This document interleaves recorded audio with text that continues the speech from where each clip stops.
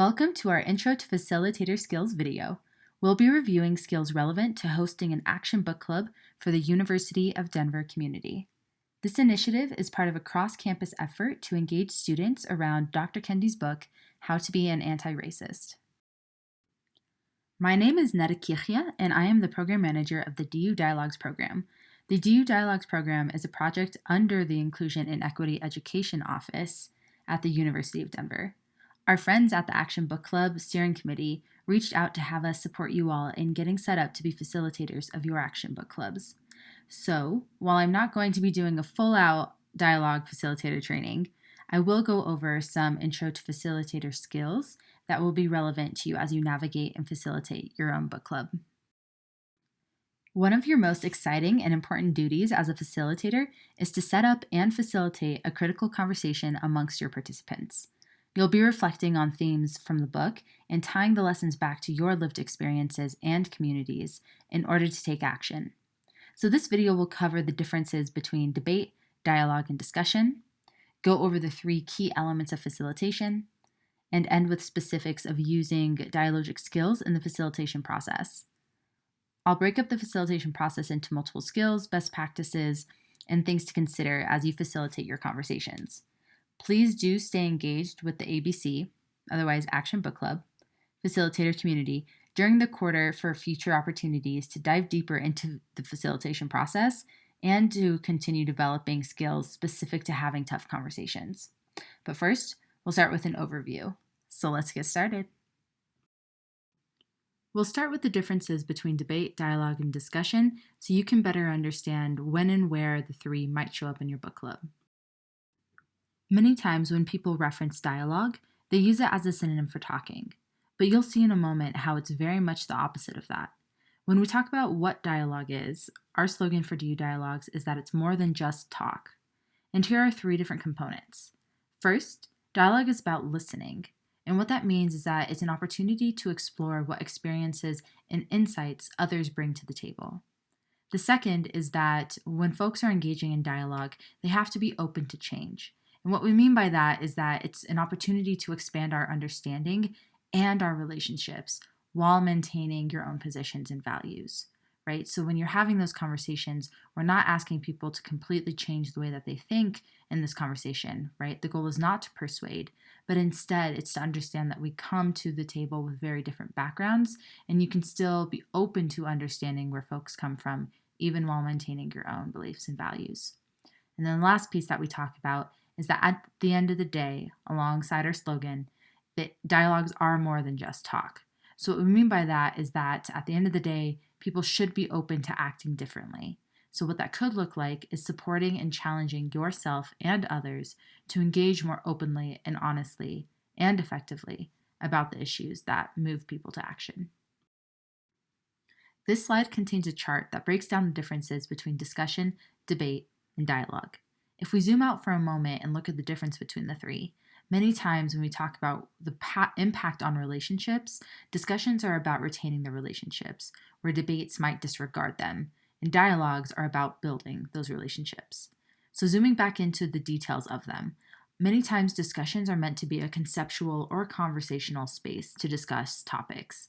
So the goals of these might be to seek neutral conclusions, answer solutions, often in accordance with academic standards. And essentially when it comes down to the skill of listening, it's about finding disagreements and gathering info for rational arguments. Debates, on the other hand, tend to be very competitive. And I bet many of you have your own story about a debate that you've found yourself a part of all of a sudden when you thought your conversation was going to go in a different direction. But the way that we talk about debates is that the goals of these tend to be about proving yourself right and the other's logic wrong through quote unquote evidence. What the impact on listening is in a debate is that many times that listening isn't to understand where folks come from, but it's to form counter arguments to drive your point home. And that at the end of the day with debates, it's about focusing on the conflict and the difference and using silence to find the weaknesses, again, to gain advantage for your point or your argument. When we look at the difference between a dialogue, it is all about the collaborative process where we're building towards something, right? We're building towards a community understanding. The goals of this might be to acknowledge or re-examine, maybe destabilize long-held beliefs, ideas, or assumptions, and at the end of the day, explore ambivalence and shared meaning. So what dialogues do when it comes to listening is that they're about understanding without judgment. And a lot of times it's being able to articulate what are the areas of conflict and difference and navigating that as a collective. So what that might look like when it comes to silence is honoring that, right? Honoring that there is power in silence and that it is okay to sit in it, right? It is okay to feel uncomfortable because at the end of the day with dialogues, they're about building those relationships. So when you look at the three as a collective, there is no one right way to communicate. In your book club, when you're talking about the theories and when you're talking about kind of your reflections from reading your chapter, it's okay to start in a discussion state, right? You absolutely are conceptualizing and trying to understand the theories or the practice behind them. Hopefully in your action book clubs, you aren't diving into a debate because again, that's not the point of them. Whereas at times you might have dialogic moments. I want to be very clear that many times, and I'm going to assume that in your book club, you might not be facilitating a full out circle dialogue, and that's okay, right? Because that is a trained process that might take a while to learn the skills. But you can bring in dialogic practices that build those relationships and try to understand people's experiences with the concepts. But a dialogue, compared to the other two ways of communication, is about understanding what are people's experiences and how did that shape the way that they see the world and the way that they see these topics.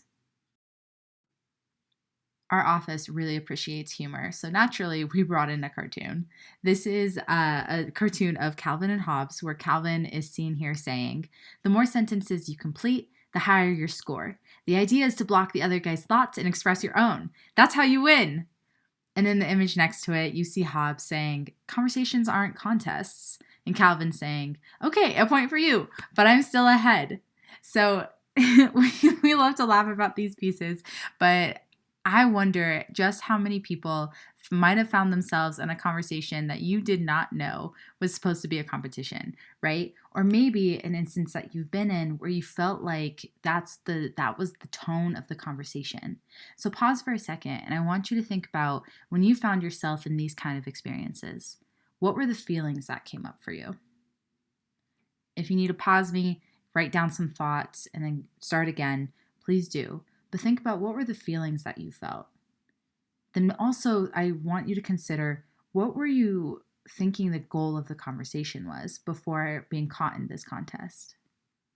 So many times when folks have conversations, it's really easy to slip into this space, especially around topics that we're passionate about.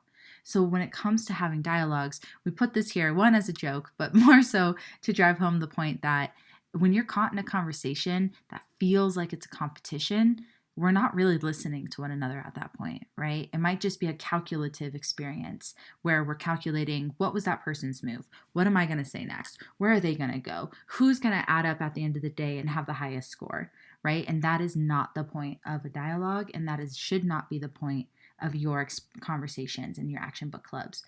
But instead, it's to navigate those differences and to better understand where folks come from, again, how the theories apply to those experiences, and then what can you do as a collective to take action? Now that we've gone over a quick overview of what is dialogue versus debate and discussion, the next piece I want to focus on are the three key elements of facilitation. So we're going to set the tone early with our goals, roles, and rules. In short, your responsibility as a facilitator is to focus on supporting and enforcing the three key elements of discussion or of facilitation, and those are goals, roles, and rules. So when we talk about goals, we're talking about the purpose and focus. Remind your participants of your topic and that day's goal. You should be getting the weekly emails with the plan and prompts for that week. They will give you an overview of the topic with recommendations of questions and more to go over with your club. But the overall purpose of this fall's ABCs, the Action Book Clubs, are to bring systemic issues surrounding power, privilege, and oppression to the forefront, and to do so by inviting interdisciplinary community building and to address current issues. Some of the key objectives in participating in the ABCs are to support DU's community members to do a few things. So when you signed up to facilitate, you should have seen the key objectives. But if you have questions and or want them written out, just email the ABC steering committee and we'll send them over. But the 4 objectives are: 1, to name the language of racism and its oppressive structures. The second is about critically discussing difficult topics and issues in a small group environment.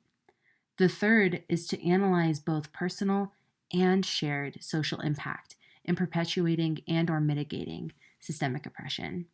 And the fourth is about collaboratively developing and implementing anti-racist action steps to address issues both on and off campus. So overall, it's about exploring your topic.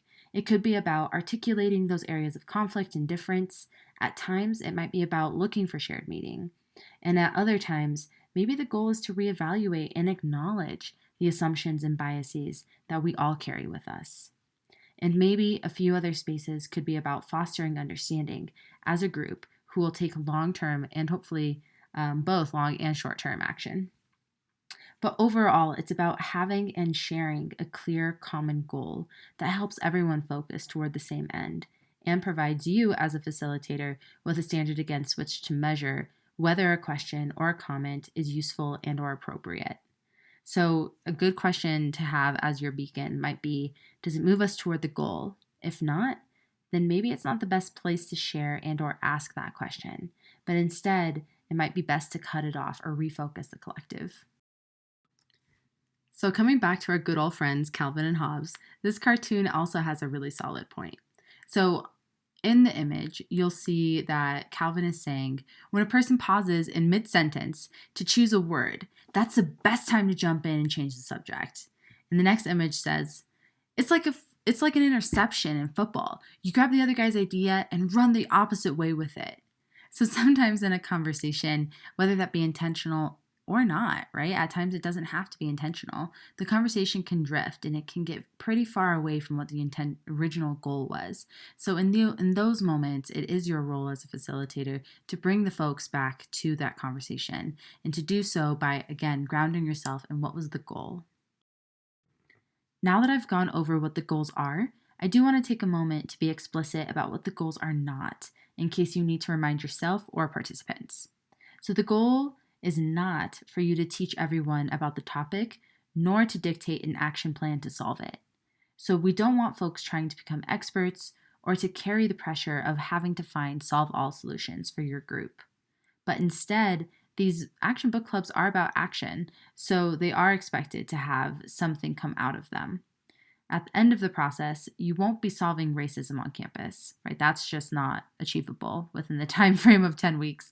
But instead, you all should be planning both short and long-term action and doing the work between your meetings. In the group setting, you'll most likely be having discussions, right? Not a course on the topic, not a gripe session, hopefully not a debate, and definitely not a full-out task force. Action, whether that be short-term or long-term, is the desired product of your group, and the process of getting to the action is just as important. Your goal is to facilitate the process and essentially to make it easier for the group. But what action your group takes is not your sole responsibility. So focus on creating the container for the conversation that you need to have and move back to let your group engage. Now that we've gone over the goals, I want to start talking about the rules. When it comes to the rules of a conversation, they should relate to the goal and keep your group on track.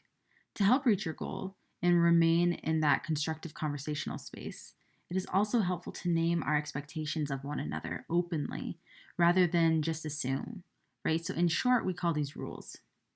You and or your participants may have heard of these called various things like ground rules, guidelines, group norms, learning agreements, and so on.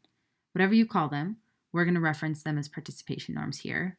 But essentially, these are guidelines that frame our conversation like scaffolding for safe construction or bumpers for guaranteed success bowling experience, right? So essentially, these are about framing that conversation.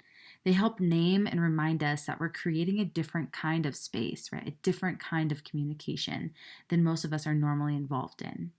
You should be talking about and allowing that space for everyone to better manage their own participation constructively because you've all collectively come to the understanding of these norms or rules.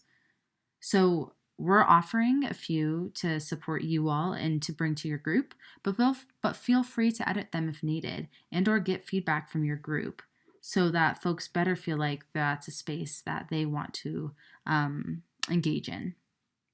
So you'll see in your emails with weekly content that it's recommended to review these norms every session.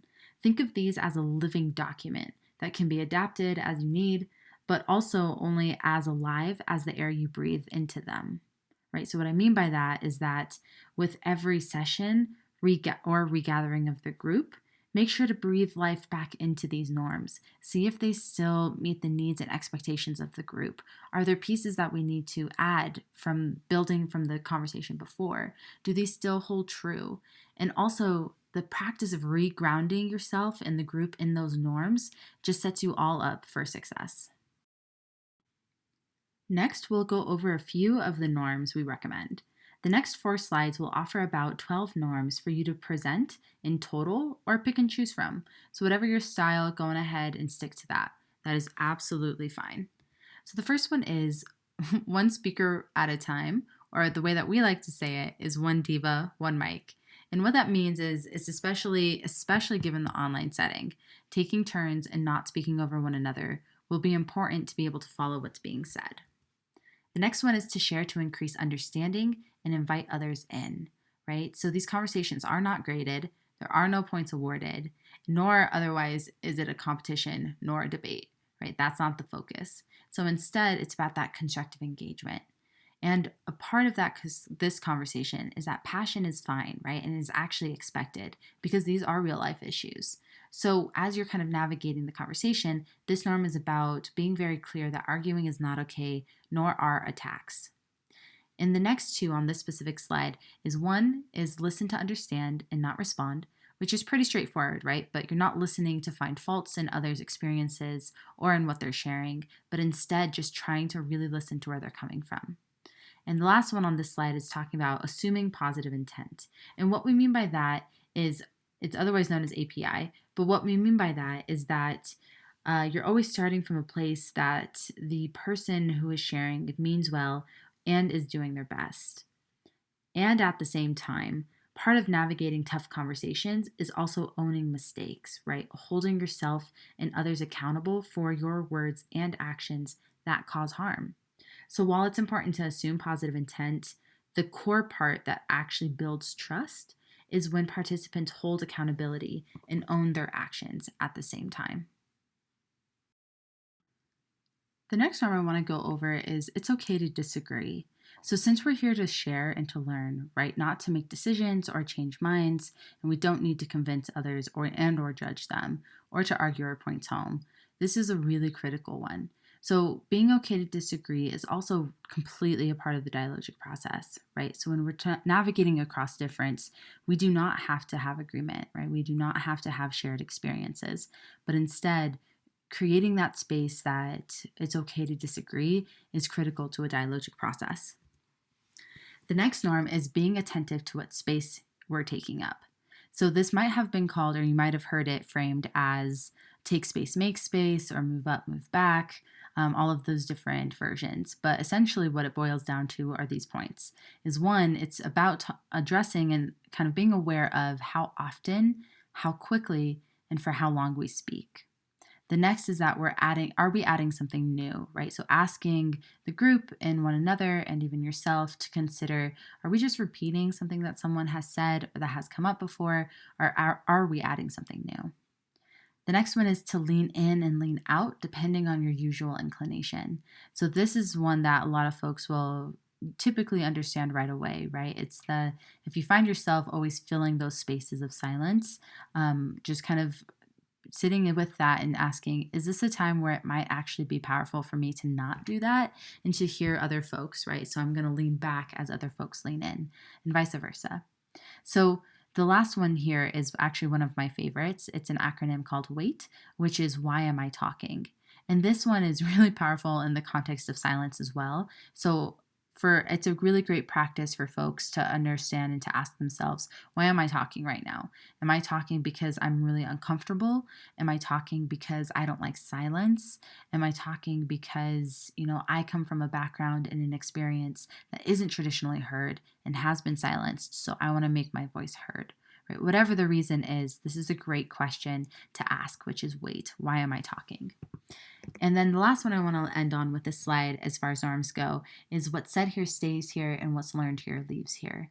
And this is otherwise known as, it could be called the Vegas rule. I personally don't really like that framing because I think with Vegas and the connotations that come with that is that there is an accountability, right? And in this context with this norm, it's about really kind of asking the group and one another to really honor that this space and who people and what is shared in this space is sacred in a way that the stories should stay with the folks who are here, right? So when we talk about this rule in particular, we're talking about that personal stories and the details that are shared should stay here, but any of the lessons or pieces like that can leave, right? So I highly, highly, highly recommend keeping this on your plan because it is critical with folks being able to feel like they can share honestly and openly, knowing that the details of what that might look like is kept in that space and their identity is kept in that space, but maybe the lessons can leave. So this slide is the third of 4 slides covering the norms that we recommend, and I'm going to move quickly through this one because these norms are pretty straightforward. So the norms here are ask clarifying questions, which is exactly what it sounds like, right? So instead of assuming where someone's coming from, or if you misheard something, or for example, if someone said something that might have had a knee-jerk reaction for you, just pause and ask that clarifying question instead of shutting down or getting confused. And it's okay to feel confusion, right? Like that's okay to feel confused. So just pause for that moment and just ask a clarifying question. The next is be here and be engaged, especially with these conversations moving to online settings because of COVID and otherwise. It is important that with everything happening around us, potentially emails could be popping up. You never know where folks are calling in from and or zooming in from. So in this norm, it's just kind of having that expectation as a collective that if you're here and you're taking the time and the space, please be here and be engaged. Knowing that you all as a collective should be talking about what happens if someone has an emergency that they have to address and or have to step away or are just literally not able to be in a space where there won't be distractions, right? So you never know someone's background. So in this context, it's important to have the be here and be engaged norm, and also with those conversations of what happens when we need to adjust because life is life and you never know. You never know what comes up. The third one is honoring silence, which is a huge norm when it comes to dialogic spaces, is that it's okay if there is silence, right? So as a facilitator, I think it's important to name that for the collective to begin with and to then model that silence is okay.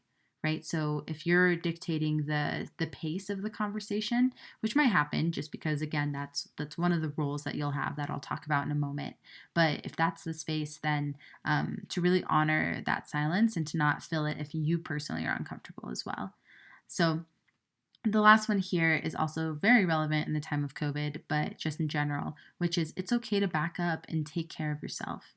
When we talk about racism, when we talk about oppression, these are really hard topics for certain groups, and it can be very, very personal and or triggering or activating for folks. And so please have this in there to explicitly say and to mention and to make it a guideline and a norm that it's okay to back up and take care of yourself, and that we as a collective actively approve of that. And also, you can have that conversation as a group of this could potentially quickly slip into the space of I'm uncomfortable, I'm shutting down. So, if that's the kind of conversation or that's the kind of context that someone might be backing up and taking care of themselves in that way, have a conversation of what does that look like, right? Who can and can't engage in these conversations, and what do you as a collective and as a group want to do about it? Our final norm is super relevant to the point that I literally put it on its own slide, but this last one is speaking from personal experience. and you can call them I statements.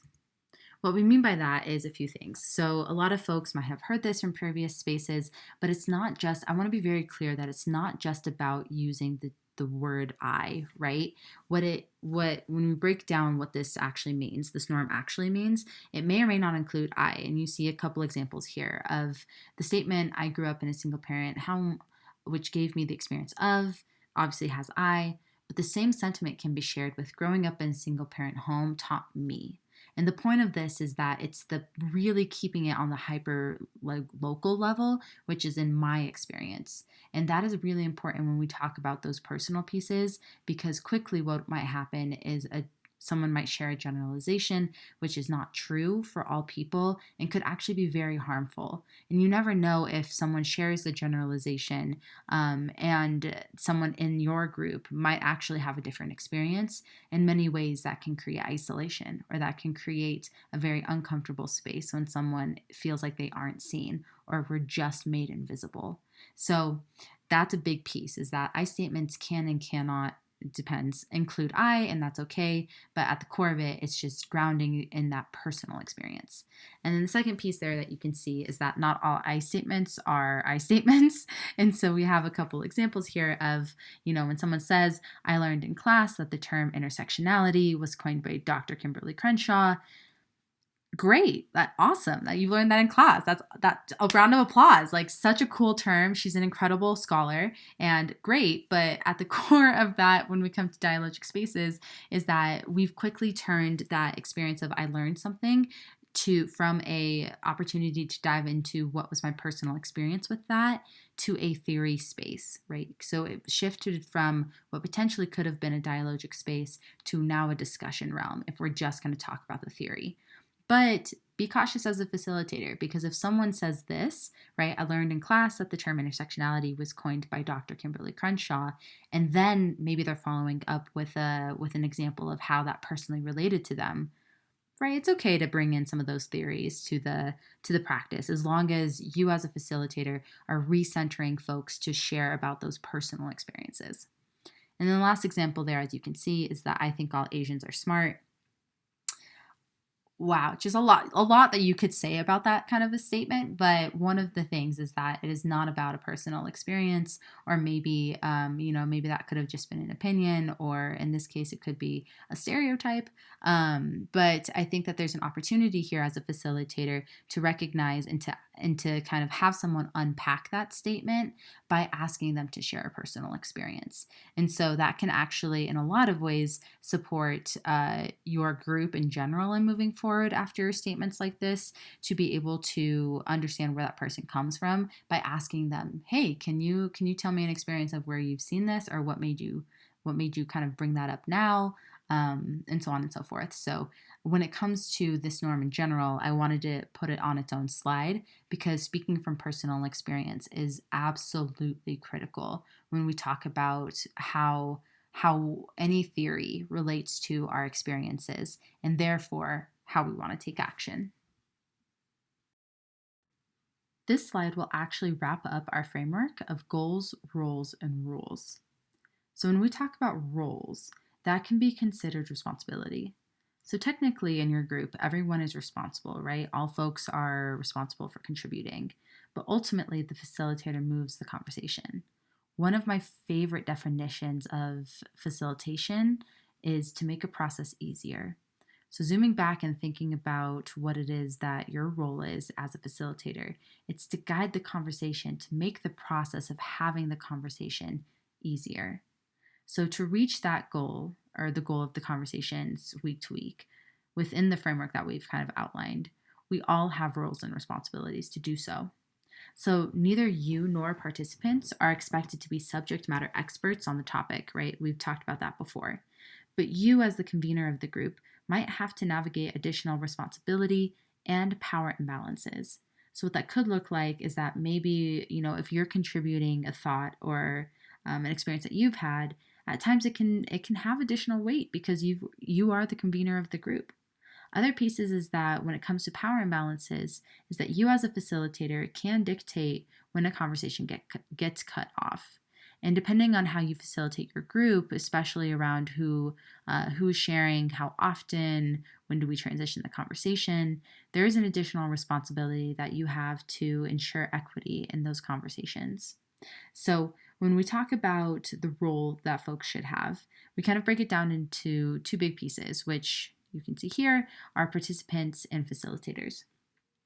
For participants, what we talk about this as is contributing to mutual learning. Their role is to share from personal experience and to share some of their opinions to an extent, right? We don't want to get caught in opinions, but instead we want to make any of the theories that we would have done in our reflections kind of tie back to our lived experiences. And one of the last things that we talk about for the role of a participant is to self-manage their contributions toward the goal and stay within those guidelines. So when we talk about facilitators, though, we have some particular duties and authority that are slightly different. So your role as facilitator is to enforce the goal, the roles, and the guidelines. The other piece is that you're focusing on process over the content, right? So as a facilitator, you're kind of thinking about how do I move this forward? And of course, the content is important, and you do need to listen and kind of, be there, right? You're not just focusing on the process alone, but you more than participants are kind of looking at and going on almost a little bit more of a broader level to understand what is the general process of facilitating week to week. The piece about a facilitator is that you are not a participant or a topic expert. Now, I want to be very clear that it is not about you sharing about your experiences as you kind of go through the topics, but that also doesn't mean that you can't at all. So I'm giving you lots of, I would say maybe bumpers for you to kind of navigate, right? Is that I'm not saying don't share at all, because that would defeat the purpose, right? You are also a person who is also navigating the space and kind of, asking these larger questions. So of course your experiences should be brought in, but we're challenging you and to think about when you share, are you doing it from a place where, maybe you're modeling if folks are kind of taking a question and kind of going to the right or to the left, not necessarily on a political spectrum, but, just like swerved from the direction that you wanted to go in. Is that an opportunity for you to share an experience you've had to kind of re-ground folks or to kind of get them back on track? So that's just a piece for you to kind of be thinking about. But we want to be very clear that especially if you have experience around the topic, that your voice does matter. And so please don't feel like you can't share at all, but do be mindful that the goal is to get your participants talking about these things with one another. And I have here on the slide 3 O's is what we like to talk about them as, but it's ensuring that your group is on time, you're focusing on you're staying on topic, and that you're creating an opportunity for all to participate. So going to the topic piece, right, it's talking about when you're staying on topic, it's focusing on relevant content. So I've talked about that a little bit already in the video, so I won't dive in as much, but again, it's your role as a facilitator to keep your group on topic. The other piece is that you're keeping your group on time, right? So you want to be able to cover everything in the given time. So being conscious of where are you at, when do I cut folks off, when am I being very clear of how do I do that, so that if someone shared something very powerful or maybe is slightly dipping into a monologue, right? Are you clearly upfront in your norms explicitly saying that it's your job as a facilitator to keep the group on time? And so that's one piece to be considering. And the last one is that it is literally your role to create an opportunity for all to participate. So thinking about your norms, especially with the lean in and lean out, if folks are taking up a lot of space, I wonder and question and would challenge you all to think about what is your personal way to create the space for folks who might have not shared yet. So a tactic that I'll use sometimes in my facilitations is that I'll let folks share, and kind of when we get to a point where I feel like the conversation has reached a point where at that point people are sharing kind of similar pieces, I'll stop it and say, hey, like, thank you all for sharing so far. I actually want to take the next, you set the time, so the next minute maybe as an example, and just kind of create the space for folks who maybe haven't shared yet. Another way that you could do that as a tactic is maybe as you just ask the new question, you can say right after you ask that question and transition to it to say, I would love to hear from folks who haven't shared yet, and just kind of create the space for that. So you'll figure out your own way of doing that. And if you want more support on talking through that, that's what my office is here for. So follow up with me. And then the last part is that it is also your role to intervene a minimal amount, but to do so to support those 3 O's, right? Keeping the group on time, on topic, and creating an opportunity for all to speak. So be particularly mindful of how much space you're taking up in all of that. So hopefully you'll have good buy-in and set up the questions and the conversations in a way where you shouldn't have to speak constantly, but instead the group wants to engage with one another about these topics. So at this point, we've covered what is dialogue versus debate and discussion. We spent quite a bit of time talking about the 3 key elements of discussion, so those being the goals, roles, and rules. And next, I'm going to dive into some dialogic skills. But before I do, and actually break down the process of facilitation, I want to encourage you to just pause the video for a little bit, maybe get up, move around. If you prefer to go outside if it's safe. Maybe get some sun on your skin and just do what you need to do to be able to kind of come back and recenter yourself. Welcome back. I hope you took a break from the computer and did something for yourself that gives you energy. And the next part, because we're going to dive right back in, is about dialogic skills in the facilitation process. So we'll be addressing active listening, asking good questions, and participant types. We'll then talk about pacing and timing, then quickly cover what it might look like to intervene when needed. Being a part of the ABC initiative comes with having support at every step in the process, and you'll have us here if you need more support in navigating these issues. Future facilitator check-ins will be spaces to brainstorm best practices and hosting your action book clubs. And we can also create more content and training materials, so this section will only be a quick overview, so we'll stay in touch. If I were to ask you to think of a moment when you didn't feel heard, I bet you could think of an example pretty quickly. Whether you were trying to have a conversation with your friend, a partner, a family member, or even a peer. Moments of deep listening can be rare when there are so many competing entities vying for everyone's time and attention. But when it comes to asking people for characteristics of good listeners, many times the responses come pretty quickly as well. I bet if you sat and thought about it, you could also list out components or practices you've seen that made you feel heard. This graphic on the screen comes from an article called How to Cultivate the Silent Art of Active Listening by Bertrand Wong from medium.com. The article dives into each of the 6 characteristics in detail, and we'll be sure to post it as a resource for facilitators if you want to read more. But the 6 that they recommend are paying attention, withholding judgment, practicing patience, being aware of your body language, restating what you've heard, and asking follow-up questions. But in the next slide, I'll cover a few additional tips we recommend. Building off the last slide, active listening is about attention and interest. What that might look like is paying attention to your body language and nonverbal feedback, even in a virtual setting. While there are differences between body language in person versus over a video call, you should be aware of your actions and presence and what that might communicate. Your posture on video does still communicate attention, especially if you're looking in the general direction of the camera or turning your head to look at a second screen. It all communicates something. If you're resting your head in your hands, slouching far back in your chair, or constantly looking to the side, these small actions are still noticeable in an online setting, and sometimes can even be more distracting since you don't have that in-person interaction. So consider how you're showing up, but also find what feels as human as possible to you. Remember, you are not a full-time robot, nor are you a full-time floating head. The second piece we recommend folks trying to get ahead of is eliminating obvious distractions or split attention to the best of your ability. Since we're all navigating very different experiences behind the camera, it's okay if things come up, and they probably will, and that goes for you as well. But to the best of your ability, try to limit any distractions or competing needs when you're guiding the conversation. If something comes up, own it. and be transparent. If it's not urgent, only disclose information as needed to the group to continue on and get back to the subject. So turn off those notifications, close your email, and limit anything that could pull your attention.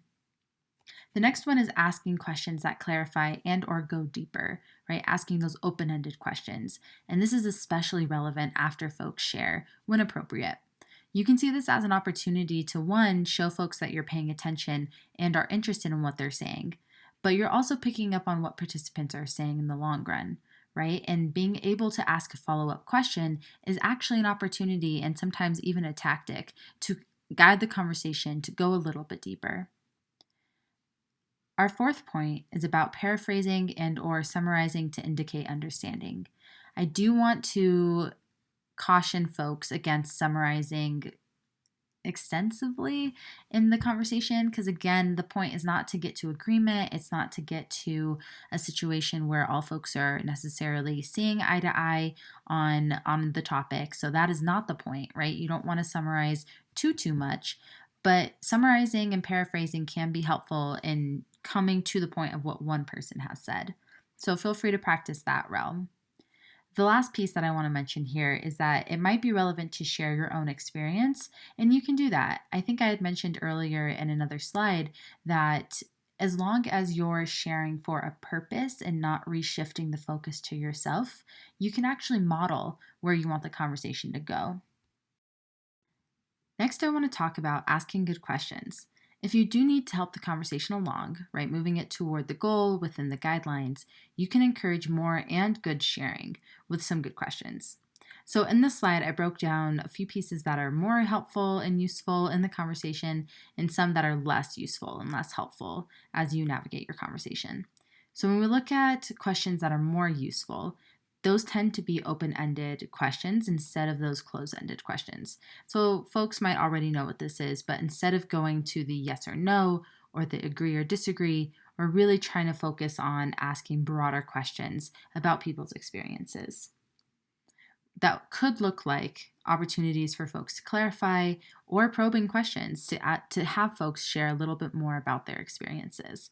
I want to be very clear that, especially in a conversation like this around how to be an anti-racist, we're not asking prying questions around racism and oppression because that is a whole realm of experience that as a facilitator and as a group, you are not inherently privileged to, meaning that at the end of the day, especially for our marginalized communities, you do not deserve their stories, right? Just being in a group as a collective does not give you any additional rights to hear someone's pain or someone's past experiences.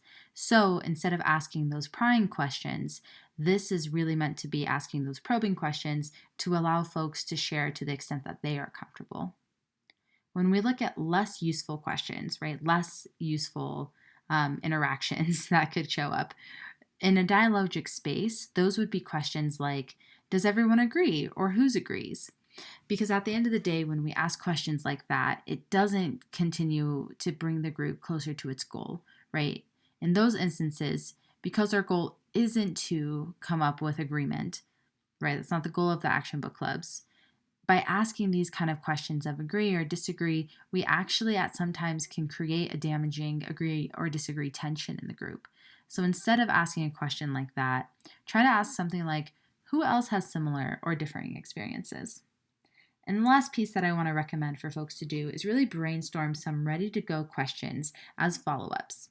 So those could look like questions like, can you tell me more about that? Or where have you seen that play out in your life? Another one might be, can you tie that lesson back to your personal experience? And that's a really useful one if someone's really focusing on the discussion or the theory and you want to get down to the personal experience. That's a really good question. So that question again was, can you tie that lesson back to your personal experience? What story from your life comes up as you think of this? Another question could be, what was that like?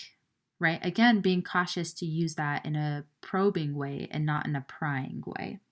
And then the kind of static three that I love to talk about are the tell me more, or how did that feel, or what was that like, right? So think about and actually write out and plan what are some good questions and especially good follow-up questions that you feel like you're comfortable asking based on your own style.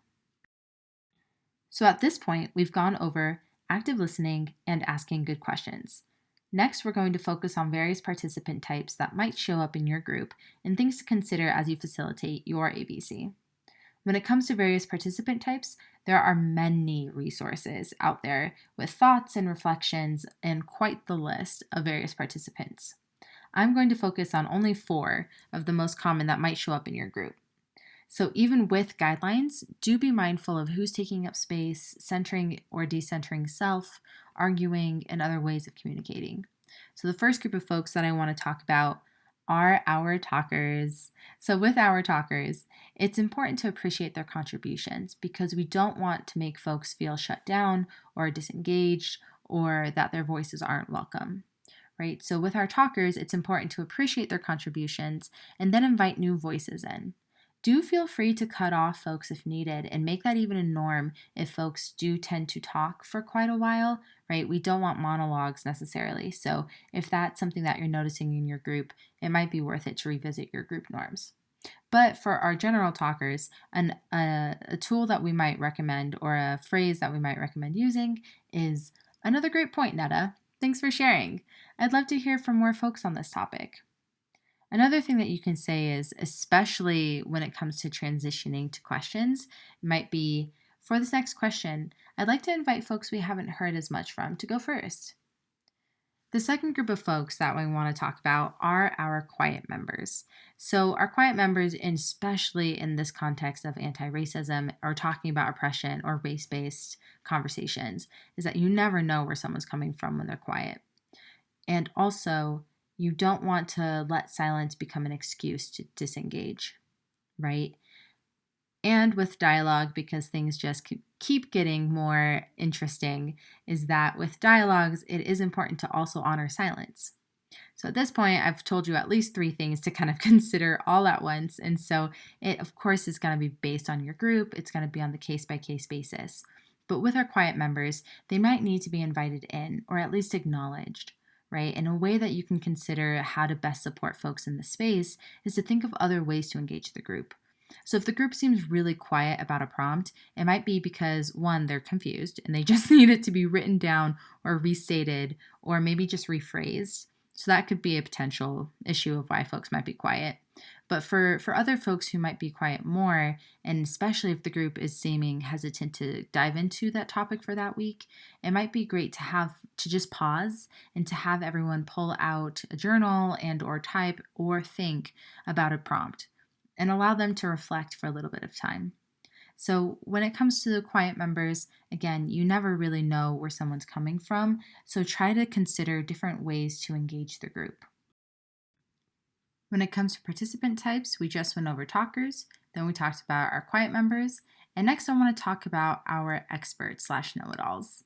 In this context, if you have someone in your group who seems to be portraying themselves as an expert and or just tends to might know it all, it's important for you as the facilitator to intervene, right? And you can do that in a way that does still appreciate the fact that they know a lot, right? You don't want to discredit anyone or make anyone feel like they aren't seen or aren't heard, but especially if it's someone who knows what they're talking about, you can appreciate that and name that, right? And also, the point of these groups isn't to center that person, right? It's not to teach, and that person shouldn't have to be in a teaching role. So instead, a way to address an expert or a know-it-all is to remind that we're all here for ideas, right? We're here to learn, we're here to engage on these topics, and we're also here to understand how each of us see these play out in our day-to-day lives, right? And so as we're kind of talking about the theories, trying to understand Dr. Kendi's words and theories and practices, the next part of that is then applying it.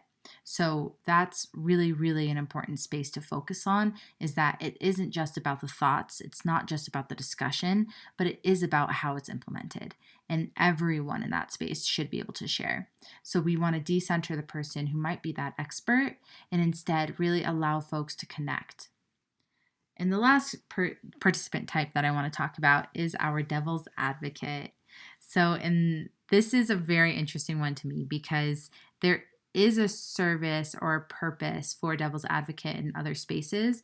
But when we talk about the definition of this type of engagement, literally when you Google this, what comes up is that a devil's advocate is a person who expresses a contentious opinion in order to provoke debate or test the strength of an opposing argument.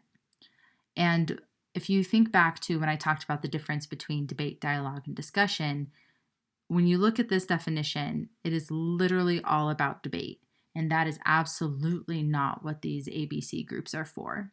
So, if anyone's playing this role of a devil's advocate, it is your role as a facilitator to intervene. So, like it says here, being a devil's advocate is inherently not dialogic and can threaten the space of your group, right? It can threaten the trust, it can threaten the what next, it can threaten so much of the structure of that space. And so it's important to navigate that and to cut it off really early. And that might be a one-on-one conversation. It might be naming this, right? It also might be just explicitly having this in your norms. I taught a class where one of my students talked about this was something really important to them, was to not play the role of a devil's advocate. And that was before I even talked about the definition. So I was so excited that that student had brought it up. But in your space, as you facilitate your ABC, I do recommend that this is kind of talked about early and hopefully doesn't come up throughout your conversations. But if it does, just like anything else, I think you need to navigate that as a collective, and you as a facilitator need to address that. Next, we'll be focusing on pacing and timing. It's important to be conscious of the time that you have every week. I want to note that not everyone needs to speak on every topic. In the beginning, as your group is starting to get to know one another, you can use facilitation tricks like round robin or popcorn sharing to get everyone's voices in the space at least once. If you're not familiar with the two tricks that I just said, round robin is essentially where you go in a circle and everyone shares and speaks one by one. Popcorn sharing, on the other hand, is where a person shares and then they choose the next person who goes next, and then that happens until everyone in the group has shared. So, like I said, while it might be helpful to use these tools in the beginning, it's not realistic that in the long run, and you honestly just won't have time, for everyone to share their thoughts and experiences on every topic. But what I would recommend, so instead of that, I would recommend naming this explicitly and maybe even have it as a norm, right? Or say it as a reminder that not everyone will have to share on every topic, and that's okay. One piece that I would add to this too is that sometimes not everyone will have something new to share every time. And again, we don't want to have folks just constantly reiterating the same point, so it's okay if that needs to be cut off. So, a few other pieces is that it's really important to be okay with some silence. And what I mean by that is a few things. One, by being okay with silence, this can allow everyone, especially internal thinkers, to consider the question and gather their thoughts.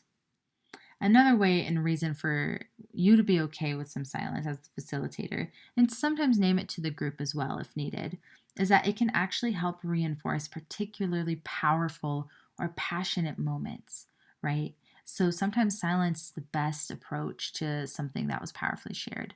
And so instead of rushing past it, you can sit in that silence and just honor it. Another thing that can happen when you're okay with silence is that one piece is that if you name it explicitly up front that silence is okay, this tends to be the space where talkers will jump in. So if you've named it and have kind of set that as a norm, one, that 100% aligns with the fact that it's a dialogic move, and two, it actually can, create the opportunity and also just the permission for folks to not have to fill that space.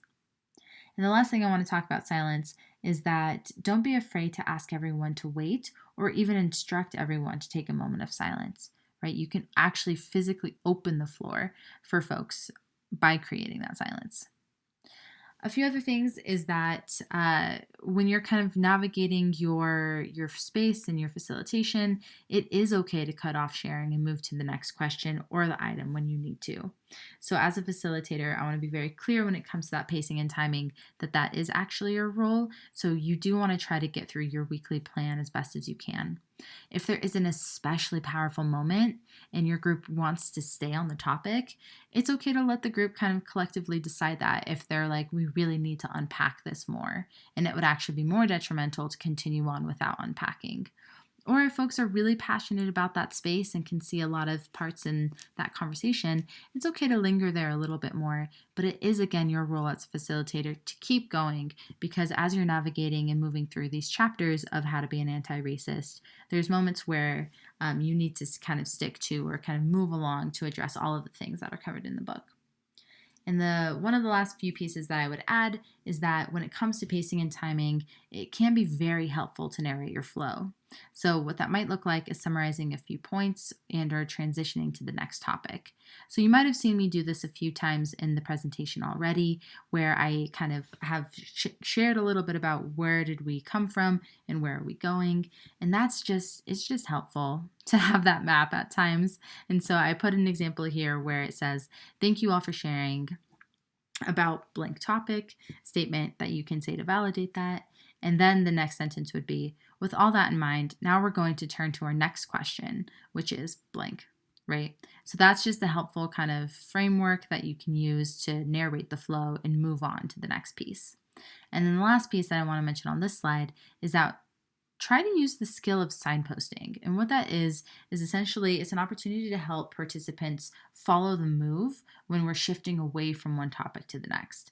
So signposting is literally like if you think about the metaphor of posting signs to understand the road that you took, it's being able to say like, we've gotten here, we've covered this is what we just covered, and kind of so on and so forth as you're moving along in your path to help participants follow that flow. This is the final topic when talking about the facilitation process. So at this point, we've covered active listening, asking good questions, we went over participant types, pacing and timing, and I want to end with intervening. When it comes to intervening, it is your role as a facilitator to guide the process in an equitable way and breathe life into your guidelines. So own it. You can do this in a gentle way, but you do have to be firm. So in moments when you have to intervene, we recommend citing and repeating the goals and the norms, right? Those are the guidelines we went over earlier. Because when you do that, it gives a reason for why you're jumping in. You might have to cut off the conversation or for when you have to move on to the next topic.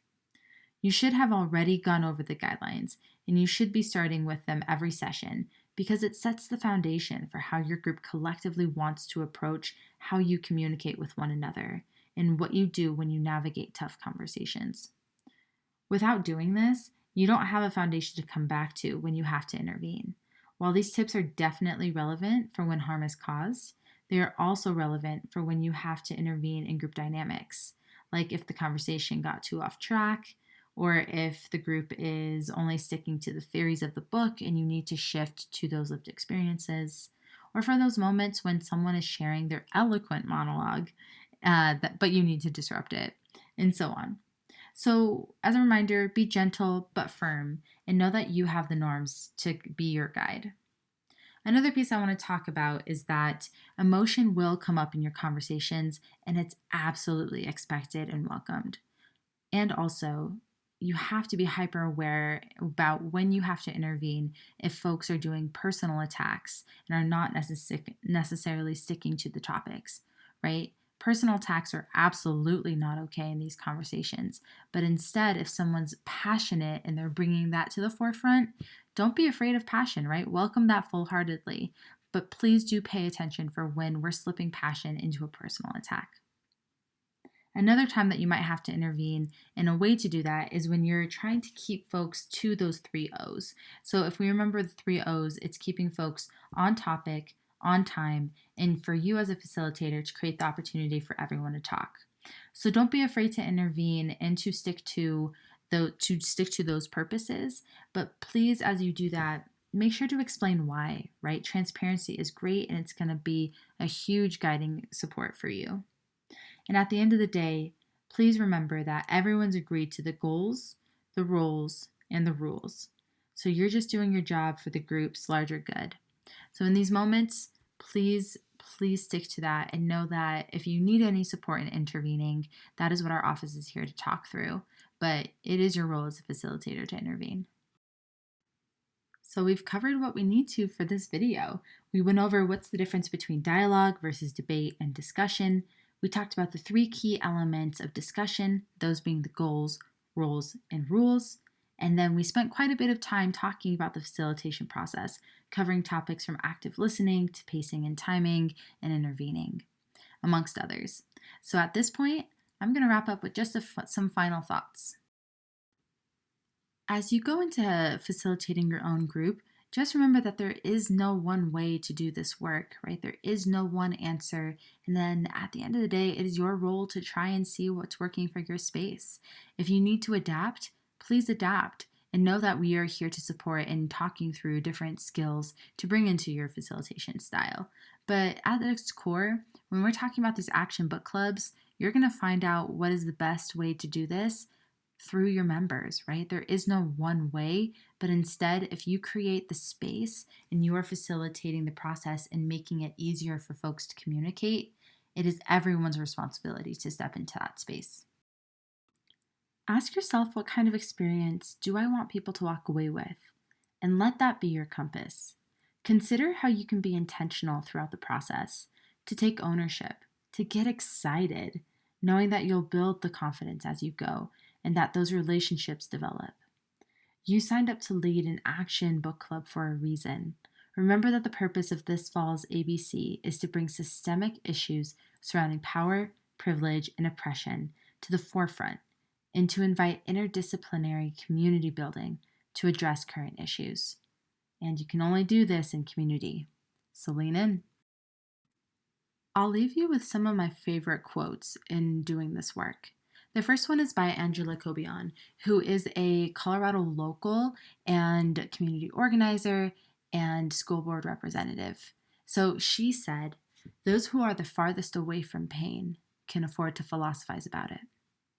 Again, that quote is, "Those who are farthest away from the pain can afford to philosophize about it."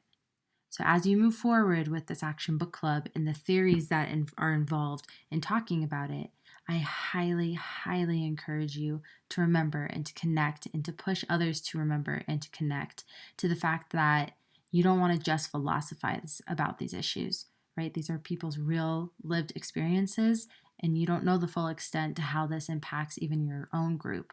So as you move forward with thinking about the long-term and the short-term action that you can have after your ABCs, please keep this in mind, that these conversations are not just something to philosophize about, but need action. The next one is by Maya Angelou, and that is, "Do the best you can until you know better. Then when you know better, do better."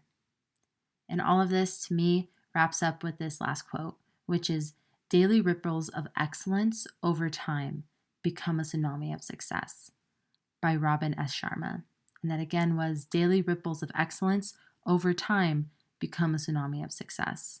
So as you move forward in this work, find what it is that guides you, because for me, these 3 are my core. As you find your center in this work, I want to leave you with one last quote by Cornel West, and that is, "Never forget that justice is what love looks like in public."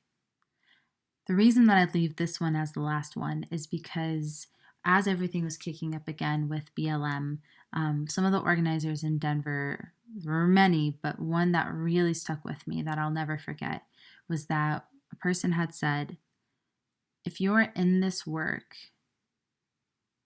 who are you fighting for? If you are fighting out of love for the Black community, that is sustainable. If you're fighting out of hate for anything, whether that be white supremacy or otherwise, that is not." So as you move forward in this work, think about how can you fight out of love instead of out of hate. And as Cornel West says, never forget that justice is what love looks like in public. Thank you all so much for your time and engaging in these topics, and I hope that we stay in touch. So again, I'll be here supporting the folks out of the Action Book Club Steering Committee, but please know that my office is always here and always available. So here are some ways to follow us, whether that be through our socials or through my email, but I look forward to staying in touch.